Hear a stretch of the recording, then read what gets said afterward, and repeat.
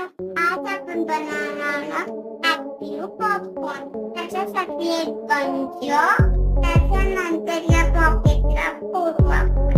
आता